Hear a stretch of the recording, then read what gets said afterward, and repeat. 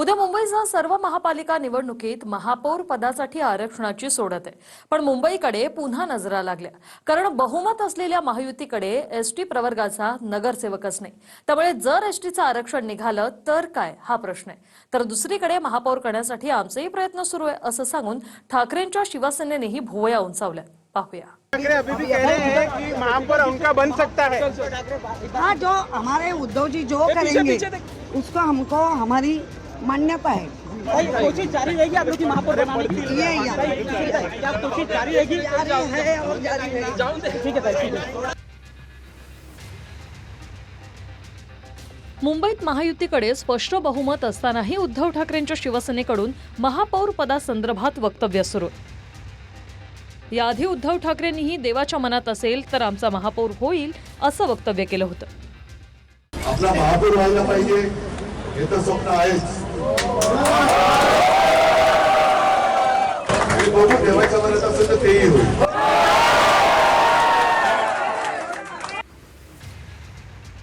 उद्धव ठाकरे किंवा किशोरी पेडणेकर महापौर पदावरून आशावादी का आहेत?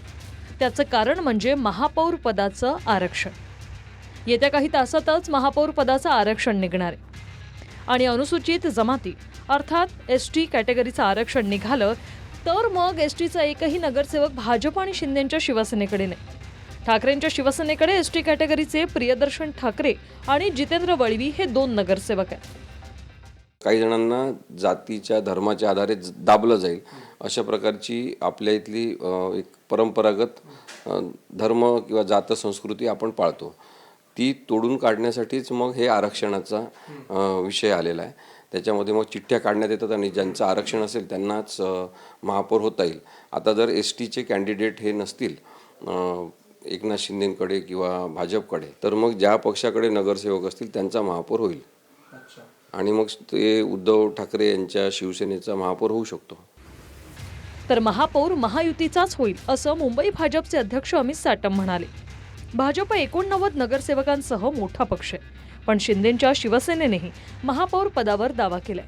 पण तडजोड होणार नाही असं केंद्रीय नेतृत्वाने भाजपच्या नेत्यांना सूचना दिल्याची माहिती आहे.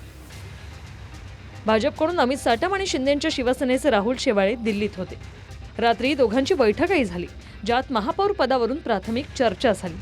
स्थायी समिती, सुधार समिती, आरोग्य समिती, शिक्षण समितीच्या वाटावाटीवरून चर्चा झाल्याचं कळतंय. नाही, अजिबात संबंध ताणले गेलेले नाही आहेत. काल खूप खेळीमेळीच्या वातावरणामध्ये त्यांच्याबरोबर चर्चा झालेली आहे आणि सन्माननीय मुख्यमंत्री देवेंद्र फडणवीस साहेब हे दावोसला आहेत आणि ते दावोसून सुद्धा सन्माननीय उपमुख्यमंत्री एकनाथ शिंदे साहेब यांच्याशी फोनवरती संपर्कात असून त्यांच्यामध्ये दिवसातनं किमान एकदा तरी राज्याच्या अनेक विषयांवर तसेच महापालिकेच्या विषयावरही त्यांची चर्चा होते आणि त्यामुळे महायुतीचे 118 नगरसेवक नगरसेविका या ठिकाणी निवडून आले असल्यामुळे महायुतीचाच महापौर हा मुंबईच्या महानगरपालिकेमध्ये विराजमान होईल. भारतीय जनता पार्टीच्या कुठल्याच अधिकृत प्रवक्त्याने पदाधिकाऱ्याने तर न बोलल्या कारणामुळे केवळ सूत्र म्हणजे हेच उबाटा हे उबाटाचेच लोक सूत्रांच्या नावावर ह्या सगळ्या बातम्या पसरवतात.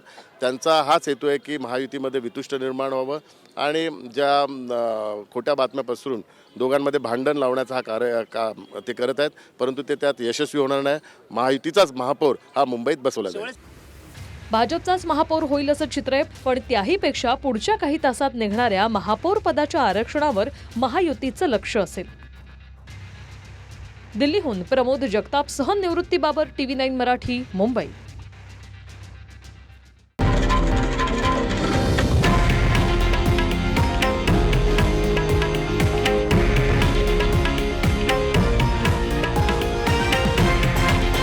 हे आहे देशातील नंबर 1 न्यूज नेटवर्क आणि आपण पाहत आहात TV9 मराठी, एकमेव.